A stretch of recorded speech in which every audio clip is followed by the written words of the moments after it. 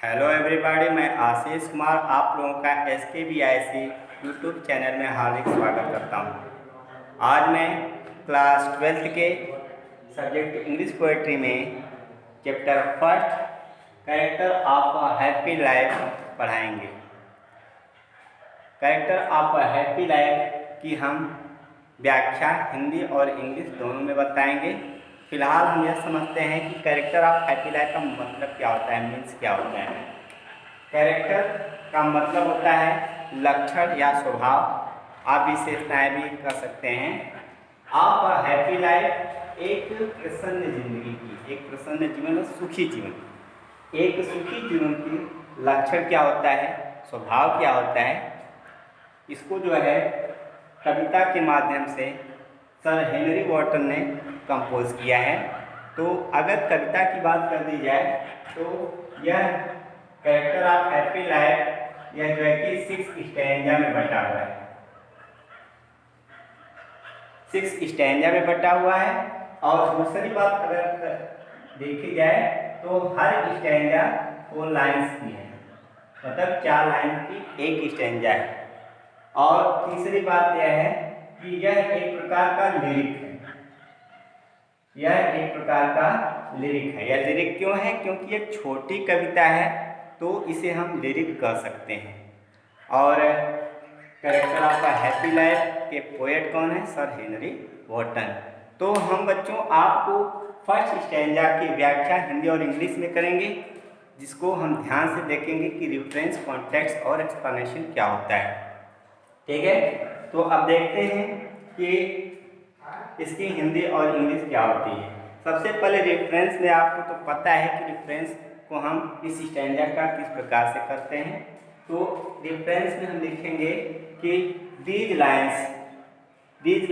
Have been taken from the poem a character of a happy life composed by sir Henry Wotton. ठीक है बच्चों, तो इस तरह से इसका रेफरेंस लिखेंगे। आफ्टर दैट आप क्या करेंगे? कॉन्टेक्स्ट लिखेंगे। कॉन्टेक्स्ट में आप यह लिख सकते हैं इन दिस स्टैंजा या इन गिवन स्टैंजा। ठीक है, given stanza the poet describe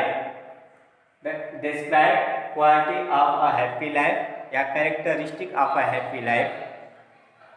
ठीक, तो इस तरह से अब हम एक्सप्लेनेशन के माध्यम से हम क्या करते हैं, देखिए कि हाउ, कैसे, हैप्पी, प्रसन्न या कितना प्रसन्न, इस वह है। यहाँ पे देखिए एक्सक्लामेशन मार्क लगा हुआ है, एक्सक्लामेशन मार्क लगा हुआ है। इसका मतलब कि हाउ हैप्पी मतलब कितना प्रसन्न, मतलब बहुत प्रसन्न। तो बहुत प्रसन्न, वह बहुत प्रसन्न है। बॉर्न और टॉट, बॉर्न मतलब बर्थ, और यहाँ पे टॉट का मतलब क्या हुआ? एजुकेशन। तो वह जो है अपने जन्म और शिक्षा से बहुत प्रसन्न है। आप इसको इंग्लिश में इस तरह से कह सकते हैं कि वह मतलब a real happy person, a real happy person is या remains very pleased with birth and education. A real happy person remains very pleased with birth and education or education. That serveth not another Swiss. That मतलब जो का मतलब वह, that real person, happy person. Serveth not, serveth यहाँ का मतलब था work, कार्य करना। कार्य करना आप कह सकते हैं, या फिर जो कि सेवा करना भी कह सकते हैं। नॉट अनदर्स विल, दूसरों की इच्छा के अनुसार, according to will of others, दूसरों की इच्छा के अनुसार। तो वह दूसरों की इच्छा के अनुसार कार्य नहीं करता है। तो आप इसको किस तरह से लिख सकते हैं कि ही मतलब a real happy person, a real happy person does not act according to will of others, वह दूसरों की इशारों पे या इच्छाओं पे कार्य नहीं करता है। या तो आप यह कह सकते हैं he is self dependent person, वह सेल्फ डिपेंडेंट होता है। ठीक है, अब आगे चलते हैं। Whose armour is his honest thought. Whose मतलब उस व्यक्ति की, रियल हैप्पी पर्सन जो होता है उसके पास आर्मर्स होते हैं, हथियार होते हैं, शस्त्र होते हैं। इज हिज ऑनेस्ट थॉट, कैसा? एक उसके पास ऑनेस्ट थॉट, एक ईमानदार विचार होते हैं। तो एक प्रसन्न व्यक्ति के पास उसका खुद का एक ईमानदार विचार होता है, जिसके माध्यम से वह क्या करता है, लोगों के साथ बिहेव करता है। तो आप इस प्रकार से कह सकते हैं कि a real happy person has an armour as honest thought. एक प्रसन्न व्यक्ति के पास उसका ऑनेस्ट थॉट, एक जो कि ऑनेस्ट थॉट के रूप में एक शस्त्र होता है। On its basis he can do anythings before any person.